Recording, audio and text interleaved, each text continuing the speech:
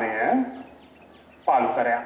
தளவில் புனித அன்னமல் ஆலயத்தின் வருடாந்த பங்குனி மாத திருவிழா கடந்த 28ஆம் தேதி கொடியேற்றத்துடன் ஆரம்பமாகி தொடர்ந்து நவநாள் ஆராதனைகள் நடைபெற்றன. சிலாபம் மறைமாவட்ட ஆயர் கலாநிதி டான் விமலசிறி ஜெயசூரிய ஆண்டகை மற்றும் மன்னார் மறைமாவட்ட ஆயர் அந்தோணிப்பிள்ளை ஞானப்பிரகாசம் ஆண்டகை ஆகியோர் இணைந்து இன்று காலை திருவிழா கூட்டு திருப்பலியை ஒப்புக் கொடுத்தனர். திருப்பலியினை தொடர்ந்து புனித அன்னம்மாளின் திருச்சுரூப பவனி நடைபெற்றது. வழமை போன்ற இம்முறையும் நாட்டின் பல்வேறு பகுதிகளிலும் இருந்து வருகை தந்த பெருந்திரளானோர் புனித அன்னம்மாளின் திருவிழாவில் கலந்து கொண்டனர்.